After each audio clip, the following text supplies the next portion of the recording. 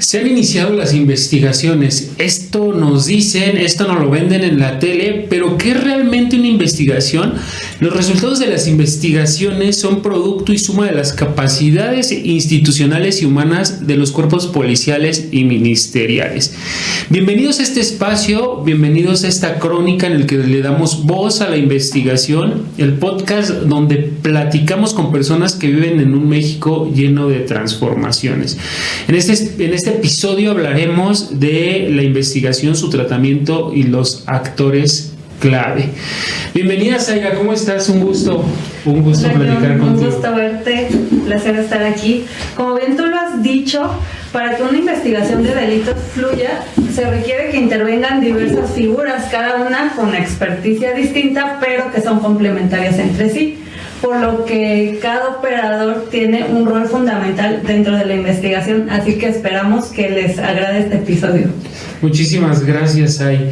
Y para comenzar, es preciso, como el episodio lo marca, saber qué es una investigación. Dime, ¿cómo inicia una investigación y quién participa dentro de la misma? Mira, para contestar a estas dos preguntas, tenemos que adentrarnos dentro de la legislación que existe en el país.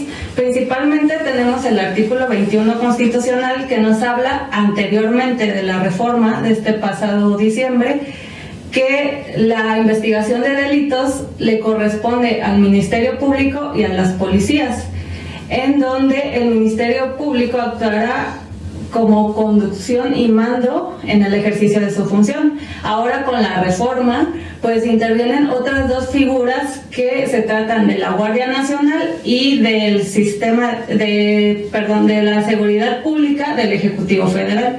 Dime, John, ¿cómo ves esta nueva reforma? Fíjate que bien lo comentas tú, el artículo 21 constitucional con su reciente reforma se incorpora a este modelo de investigación de delitos la Secretaría de Seguridad y Protección Ciudadana y en general las policías. Ellos ahora tienen facultades para investigar. Y esta reforma es similar a la que se dio en la Ciudad de México. Y por similar me refiero al modelo de policía. Es decir, tenemos una policía preventiva que pasa a ser una policía con capacidades para investigar. La finalidad del entonces secretario de Seguridad Ciudadana era disminuir los índices delictivos, cambiando el modelo de las detenciones en flagrancia con su policía preventiva y pasando a un modelo de inteligencia policial. A nivel federal se incorpora la Secretaría de Seguridad y Protección Ciudadana a la Estrategia Nacional de Seguridad, pero también se incorpora la Guardia Nacional, es decir, la Guardia Nacional hoy ya tiene facultades para investigar. De manera que gradualmente se han cambiado los abrazos, no balazos del obradorismo por una estrategia donde la investigación policial y la vigilancia se convierten en pilares clave de la política criminológica. Este cambio no solo fortalece la capacidad de persecución del delito, sino que también transforma el papel de la policía en esta estructura del poder punitivo.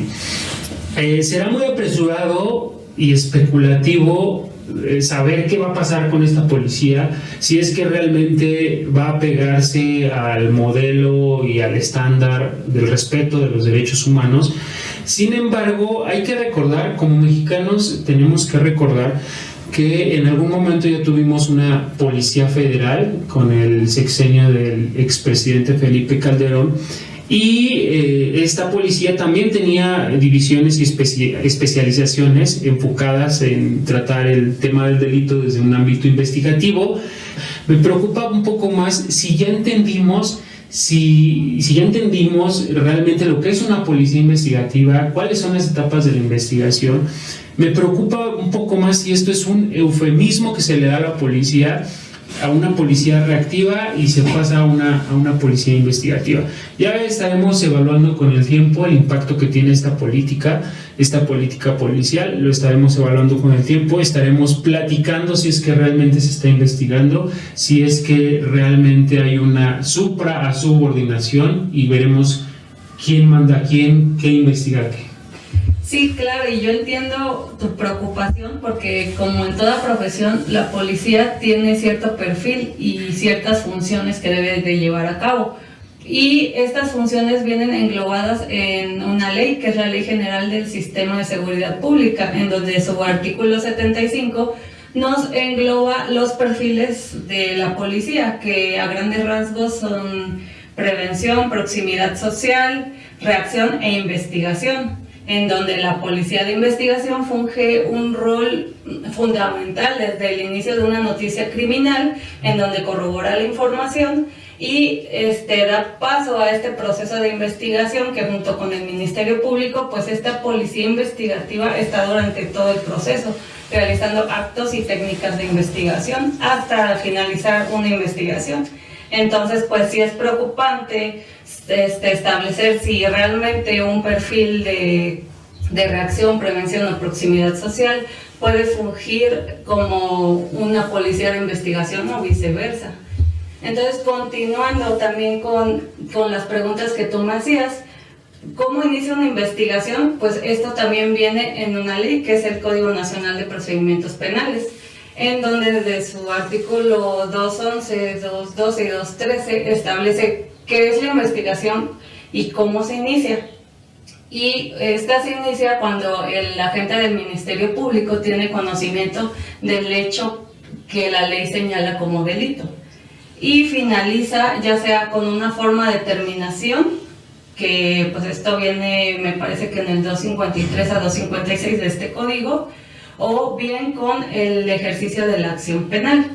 Ahora, también la ley dice que la investigación, en este caso la ley la llama investigación penal, va orientada a buscar todas estas líneas de investigación que nos den información o datos del hecho que la ley señala como delito, a establecer quién lo cometió, y como objetivos tenemos justamente el obtener esta información, estos datos de prueba en dado caso de que haya ejercicio de la acción penal, justamente para sustentar en audiencia de juicio oral por medio de pruebas, también para sustentar la acusación y en dado caso una reparación del daño.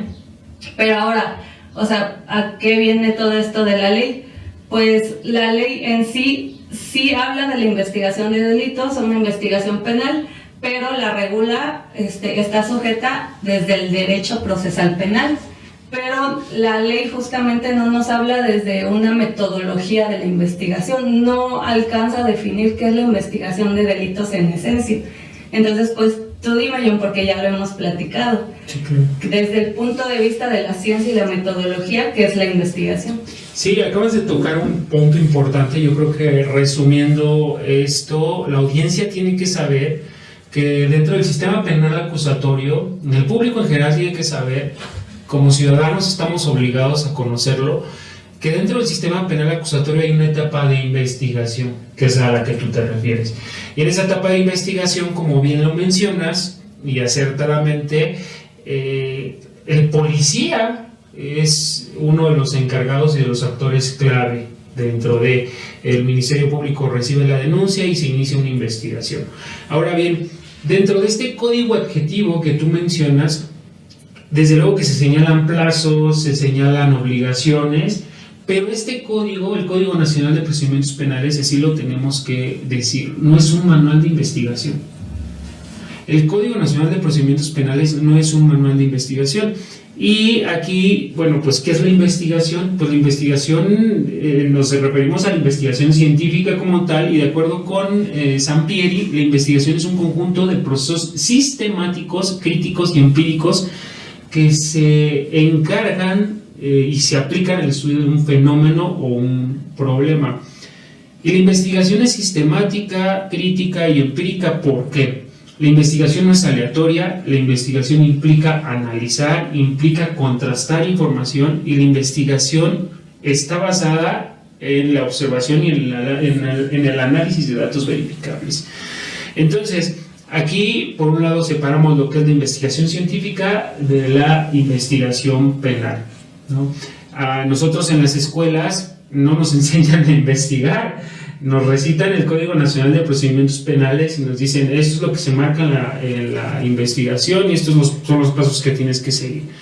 Pero si quieres ser un buen investigador tienes que tener en cuenta que la metodología de la investigación va a ser tu apoyo para llevar a buen cauce una investigación.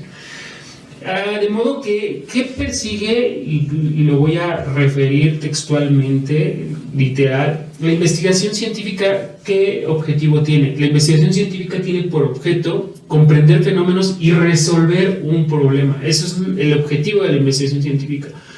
El trabajo de la investigación científica implica recopilar, organizar y analizar información.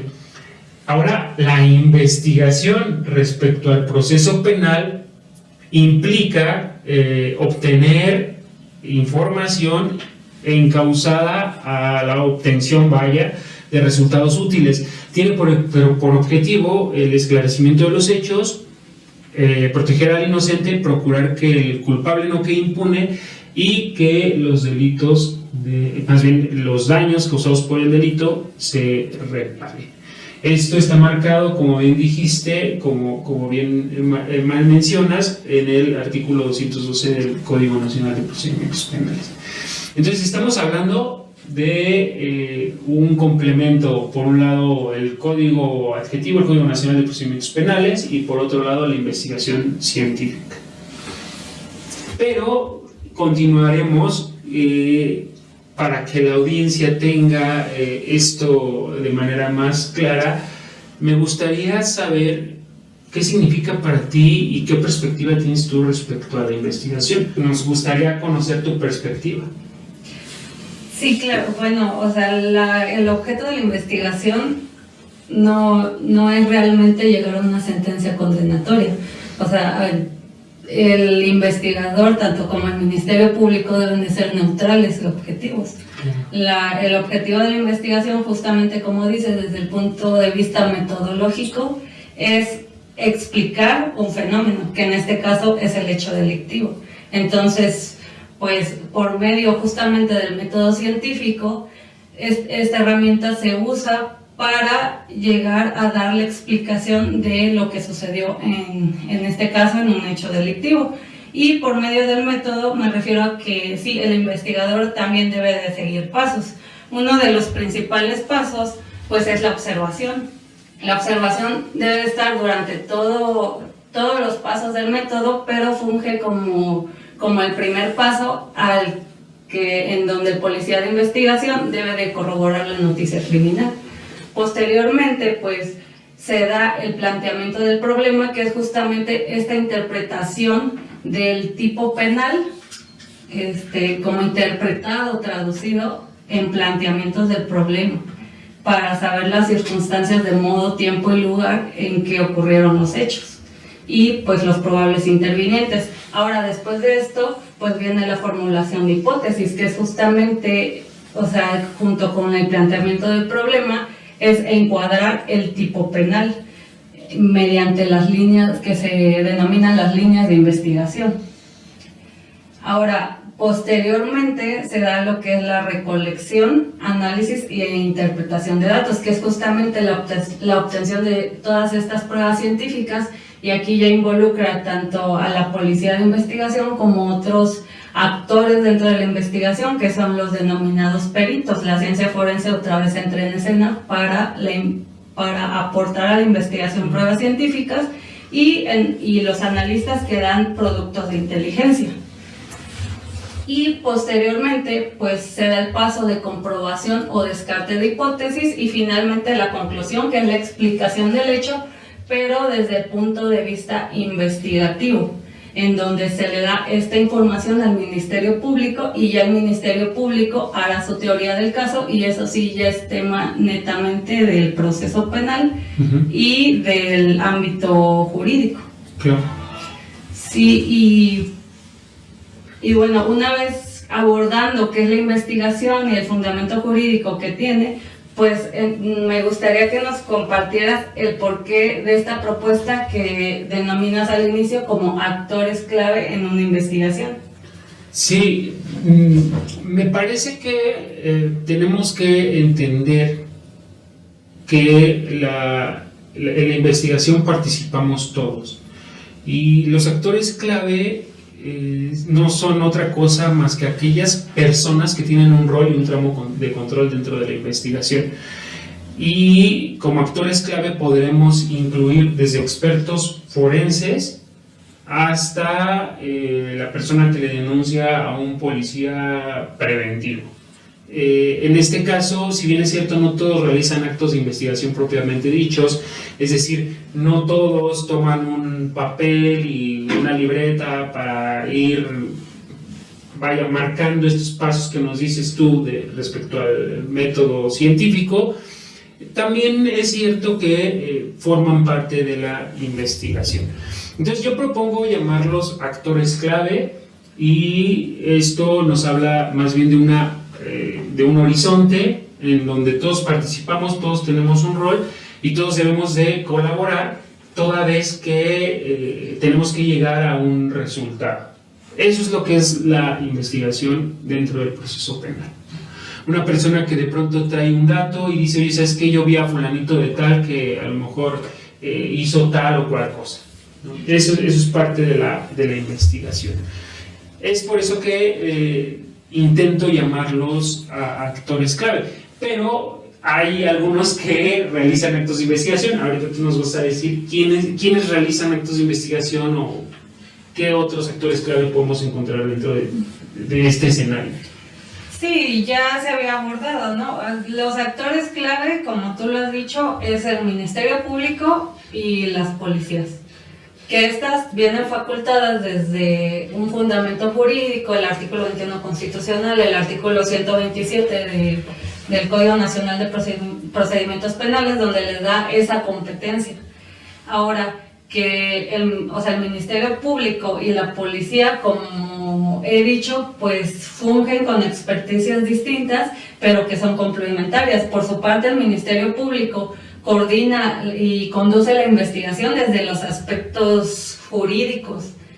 Él interpreta el tipo penal y da a la policía estos planteamientos del problema para que la policía inicie su labor investigativa, que muy comúnmente pues se llama de campo, y es justamente la policía de investigación la que hace actos y técnicas de investigación. ¿Y de quién se ayuda? Pues ahora sí viene el apoyo de estas disciplinas y ciencias forenses, que son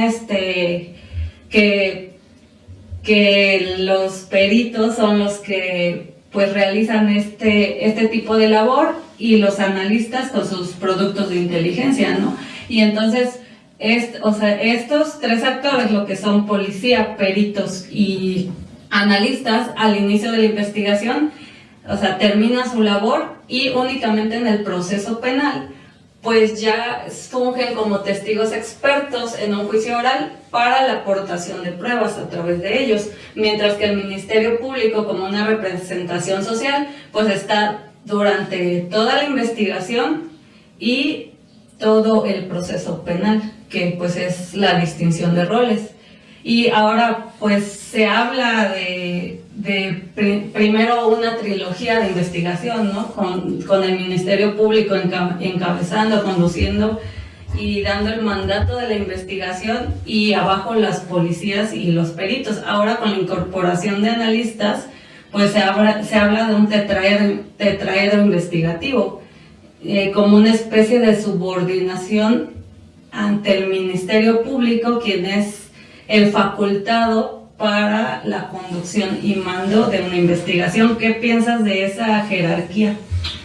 Fíjate, yo creo que antes de continuar con esto, tenemos que dejar en claro que dentro de una investigación, los principales personajes que participan en la misma, que realizan actos de investigación, por un lado tenemos a la policía, que realiza actos de investigación, el Ministerio Público, que los ordena, que los conduce y demás.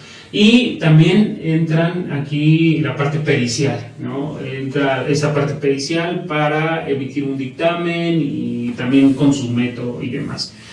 Entonces, antes, como bien dices, hablábamos de una, y propiamente dicho, de una supra-subordinación.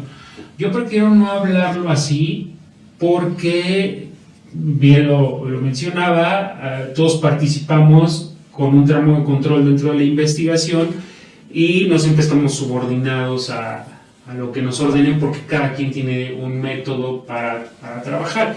Entonces yo prefiero hablar de un esquema de investigación transversal. Si el Ministerio Público ordena ciertos actos de investigación, la policía los trabaja, la parte pericial los trabaja y estos se van recopilando, se van organizando y es ahí donde se integra la famosa llamada carpeta de investigación. Todos escuchamos de pronto ya se integraron la carpeta de investigación o en la carpeta de investigación obra tal o cual dato. Entonces yo propongo hablar de un esquema de investigación transversal en el que se pueda materializar este esclarecimiento de los hechos que marca el Código Nacional de Procedimientos Penales. Entonces es bien sabido que dentro o para llegar a esta materialización del esclarecimiento de los hechos tiene que haber comunicación como organización. Es decir, en una investigación trabaja de la mano policía, personal pericial y personal ministerial, en este caso ministerios públicos y demás. Hay planes de investigación dentro de la práctica, no siempre se cumplen, no siempre hay comunicación y esto trae consecuencias. En un momento vamos a analizar un caso significativo y un caso que ya se da en aras de esta violencia digital que, insisto, al no cumplir un plan de investigación, al no haber una comunicación real y efectiva y al no haber una coordinación, eso va a traer consecuencias dentro de la investigación. No sé si ustedes recuerdan ahí el caso de Diego, un estudiante del Instituto Politécnico Nacional que alteró con inteligencia artificial fotos de sus compañeras, las volvió contenido sexual y después las difundió y las comercializó. Aquí tengo lo que manifestó la abogada de las víctimas y literal salió y lo hizo público. Menciona esto: el juez no dictó un fallo condenatorio. Si bien es cierto, se acreditó el delito, el juez considera que Diego no lo cometió. El juez determinó que no había elementos suficientes para acreditar la responsabilidad de Diego. Y de acuerdo con una publicación del abogado Regino, un abogado penalista importante en México, menciona literal qué pruebas presentó la fiscalía. ¿O qué pruebas no presentó la fiscalía? La fiscalía no presentó la supuesta imagen simulada. Ahí los invito a que revisen el contexto de lo que hizo Diego, pero la fiscalía no presenta la supuesta imagen simulada, no presenta los peritajes en informática para confirmar el uso de inteligencia artificial, tampoco presenta metadatos que vincularan a Diego con la creación o difusión de imágenes y, algo muy importante, no presenta la tableta donde supuestamente estaban almacenadas miles de imágenes. Eso es grave porque ahí hablamos de que el proceso de investigación falló. Se condenó muchísimo al juez, de que lo dejó salir, de que estaba coludido, infinidad de cosas, y hubo un debate mediático, pero aquí nos damos cuenta que el proceso de investigación falló. La fiscalía proporcionó por ahí algunas testimoniales y algún tipo de acta en donde hubo un daño hacia las víctimas, pero como tal no presentó estos datos, medios y estas pruebas que desde luego eran importantes, por lo cual deja sin defenso al juez y el juez no puede llegar a una sentencia condenatoria.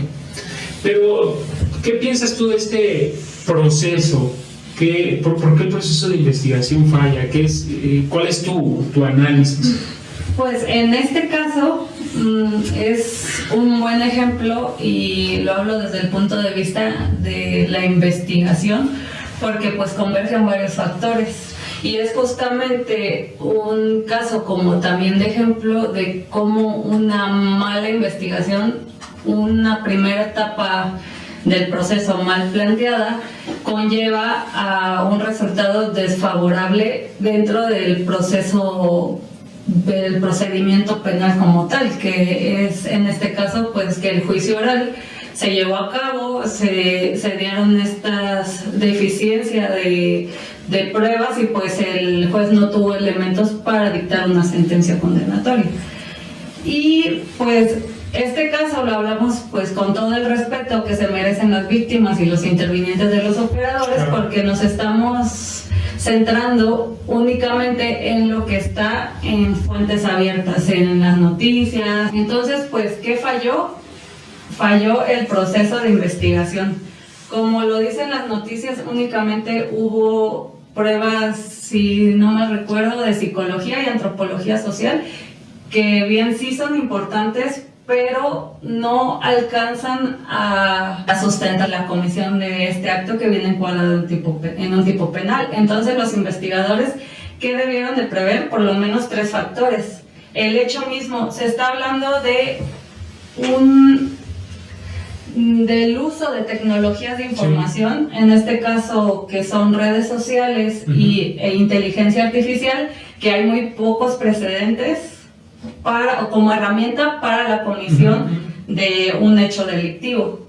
Segunda, pues el tipo penal en sí, o sea, la conducta debe ser encuadrada y las pruebas deben ser orientadas para acreditar este tipo penal, que es el delito contra la intimidad sexual, que engloba la elaboración de imágenes simuladas con contenido sexual, exponiéndolas y comercializándolas mediante cualquier medio tecnológico. Y que, o sea, muy importante de resaltar, que es sin consentimiento de la persona. Y como tercer factor, que es una investigación apegada a las leyes y protocolos con perspectiva de género. Pero que hablando de perspectiva de género, sí, los investigadores se deben de orientar con estos protocolos, pero eso no quiere decir que haya insuficiencia de pruebas objetivas, de pruebas científicas para encuadrar el tipo penal. Entonces, pues tomando un poco de este método de que les estábamos hablando, pues la Policía de Investigación del Ministerio Público, una vez corroborada la noticia criminal, que es el primer paso, pues se tuvo que dar un planteamiento del problema, que es justamente dar la explicación de las circunstancias, del modo, tiempo y lugar de cómo Diego, desde que vio las imágenes, me parece que las tomó de redes sociales, de las víctimas, desde que las elaboró y las expuso, las comercializó. O sea, todo ese proceso debió, a partir de planteamientos de problema de cada proceso que él hizo, se debió de investigar para juntar y explicar las circunstancias de modo, tiempo y lugar de cómo cometió el hecho delictivo. Ahora, después de eso, pues la hipótesis principal ya está, que Diego elaboró las imágenes simuladas con contenido sexual con fines de exposición y comercialización mediante medios tecnológicos sin consentimiento de las víctimas. Esa es la hipótesis principal que se siguió o se debió seguir. Posteriormente, y aquí, o sea, es el tema principal en donde no se realizó la obtención de pruebas, pues la recolección, análisis e interpretación de la información a través de pruebas periciales, de productos de inteligencia y de actos de investigación de la policía, porque pudieron, si bien creo que sí hicieron entrevistas a víctimas, en fuentes abiertas pues no refiere el contenido de la misma, pero las entrevistas a testigos y a víctimas fungen también para ver las circunstancias de modo y tiempo y lugar, pero algo muy importante es para establecer la falta de conocimiento y consentimiento de las víctimas, que es parte del tipo penal. Posteriormente, pues la Policía de Investigación debió de haber hecho inspecciones del lugar, tal vez del domicilio donde se encontraba Diego, donde encontrar la tableta. Se debió de obtener estos indicios, que es la tableta, el dispositivo electrónico, para sustentar justamente pues este hecho, ¿no? Que realizado mediante medios tecnológicos. Y también, una vez teniendo la cuestión fáctica, que es la tableta, se debió de haber realizado una extracción forense de la información para allegarse de estas imágenes simuladas que referían que estaba hecha con la IA. También, o sea, hablaban de temas de comercialización, pues esto justamente también realizar la búsqueda de numerario, de si tuvo transferencias por ahí, y practicar, pues, y es muy importante, el peritaje en informática, que respecto a los archivos, que es los metadatos, para que establecer las circunstancias de modo, tiempo y lugar, y a partir también de productos de inteligencia, pues es la búsqueda de la cuenta de inteligencia artificial, porque aunque sea inteligencia artificial, él tuvo que tener una cuenta y de alguna manera pues encuadrar con que a él le pertenecía tanto el dispositivo como la cuenta de inteligencia artificial. Claro.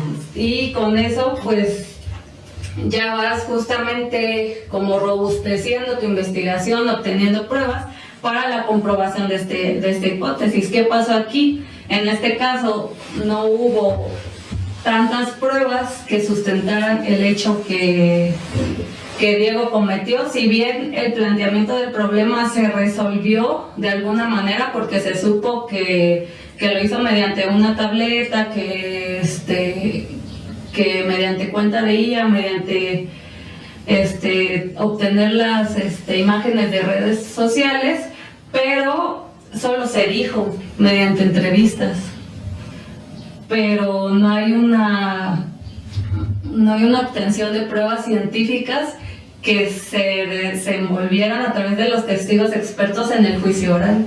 Por ende, pues el juez no pudo, se habla de que, o sea, el juez debe de no tener una duda razonable para emitir una sentencia, y pues que en este caso no hubo los elementos.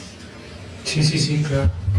Fíjate que no, lo que decías tú, yo vi algunas noticias ahí respecto a que lo detienen por medio de una orden de aprehensión, y mi primer cuestionamiento es si cumplimenta a la policía de investigación una orden de aprehensión hacia Diego, no sé si no estaba en contacto con el dispositivo electrónico, no sé dónde quedó la tableta, porque al final del día todo esto lo sabemos por medio de fuentes abiertas. Entonces no tenemos la carpeta de investigación, pero un punto fundamental, y lo tocábamos ahí dentro de la investigación, es dónde está la tableta de Diego, ¿no? ¿Con qué programa de inteligencia artificial alteró o modificó estas fotos? ¿A quién se las comercializó? No basta con una entrevista, ¿no? Para poder llegar a una sentencia condenatoria no basta con una entrevista, porque el juez dice, sí, ¿sabes qué? A mí me queda claro que hubo delito. Tan hay delito que se cumplen todas las características, digamos, de una etapa de investigación inicial hasta una etapa de juicio. Pero a mí no me acreditas que Diego fue el que lo cometió. Entonces, respecto a esto, por eso nos parecía muy importante plantearles aquí lo que mencionaba el abogado penalista. Él desde su experiencia dice y continúa, ¿no? No hubo una imagen simulada, no hubo peritajes en informática, no hubo metadatos que vincularan a Diego con la creación de las imágenes, pero tampoco estuvo como tal el aseguramiento de la tableta. Es como detener a alguien que dices que cometió un homicidio sin el arma. Es complicadísimo. Entonces, y vámonos más allá, ¿no? Vamos a entender este asunto de Diego. Dentro de los elementos positivos de la teoría general del delito, está claro que se dan. Hay una conducta típica antijurídica culpable y punible. Hay una conducta, existió una acción positiva por parte de Diego que fue alterar, generar y comercializar imágenes íntimas. ¿Hubo tipicidad? Sí. En este caso estamos hablando de delitos contra la intimidad sexual previstos y sancionados en el artículo 181 quintus del Código Penal de la Ciudad de México. Si bien es cierto, la ley no regula explícitamente la alteración con IA, es cierto también que la ley sí sanciona las imágenes simuladas con cualquier otro tipo de tecnología, dispositivo, ¿no? Ahora bien, ¿es antijurídica esta conducta? Sí, sí es antijurídica, toda vez que no hay una causa de justificación válida y la ley, no, el bien jurídico tutelado, en este caso es la intimidad, la dignidad y la autonomía de las víctimas. Hasta el momento, y hasta donde nosotros nos quedamos, a Diego no se le ha dado una calidad de inimputable, es mayor de edad, hay dolo, se presume que sabía lo que hacía, y la punibilidad, es decir, ¿cuál es la sanción a la que se enfrentan este tipo de delitos o las personas que cometen este tipo de delitos? Bueno, pues según el código, al quien comete este delito se le impondrá una pena de 4 a 6 años de prisión. En este caso, y por lo que respecta a esta carpeta de investigación, Diego fue absuelto. ¿Por qué fue absuelto Diego? Insisto, platicamos aquí, el proceso de investigación falló, y es por eso que tenemos como actores clave, tenemos una gran responsabilidad socialmente. Es por eso que tenemos que entender cuál es el proceso de investigación, y a mí me parece que en resumen la audiencia se tiene que quedar con: estamos en un sistema de justicia penal acusatorio. Ok, en este sistema de justicia hay una etapa de investigación, una etapa intermedia y una etapa de juicio. Es así como se divide en México, al menos. Y en esta etapa de investigación, a través de sus dos vertientes, etapa de investigación inicial y etapa de investigación complementaria, regularmente intervienen estos actores: policía de investigación, peritos, testigos, víctimas. Y con esto nos tenemos que quedar. ¿Por qué? Nos tenemos que quedar con esto. Me parece que la audiencia, los que son estudiantes de Derecho, de Criminalística y demás, lo tienen que quedar, me queda claro que lo tienen muy, muy presente, lo tienen muy en cuenta. Quizá para ellos podría ser repetitivo, pero para el público en general, desde luego que es un ámbito nuevo. Entonces, enfatizamos en esto: quédense con que en la etapa de investigación, es un punto clave, es un punto importante para eventualmente llegar a una sentencia, para llegar a una formulación de imputación o una posible acusación. Con eso nos quedamos. No sé si tengas algo más que agregar aquí a la mesa.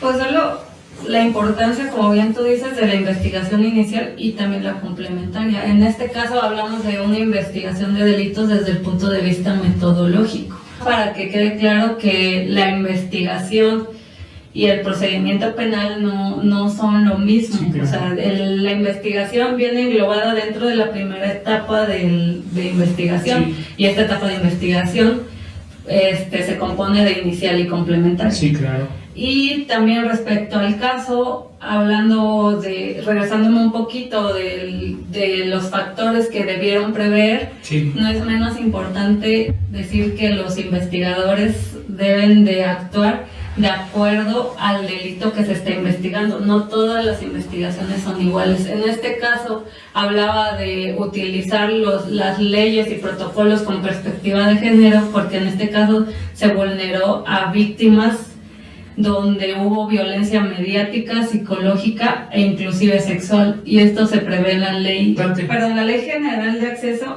de las Mujeres a una Vida Libre de Violencia, en donde te expone justamente esta violencia mediática y en donde tienen una responsabilidad muy grande tanto el agente del Ministerio Público como el juez, más allá de la investigación que ellos debieron, te digo, no tenemos la carpeta de investigación, pero debieron proteger a estas víctimas, en donde sí, obtener las imágenes en IA, la tableta, conservarlas lícitamente de acuerdo a la investigación, pero ser destruidas, eliminadas para el público en general como medio de protección a la víctima, que es importante resaltar, y que cada investigación tiene sus protocolos y leyes que se adecúan. Entonces cada delito es distinto, por lo que debe de tener un enfoque distinto.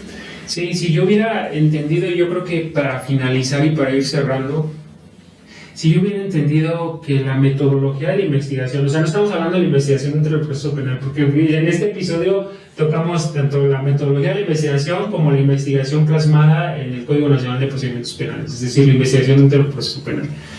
Si yo hubiera entendido cuando en la universidad llevé la materia de metodología de la investigación y hubiera visto la trascendencia que tenía esto, creo que hoy sería un mejor investigador. Pero bueno, o sea, aquí con lo que quiero que se queden los demás, lo que los estudiantes y la gente que nos escucha, pónganle atención a las clases de metodología de la investigación.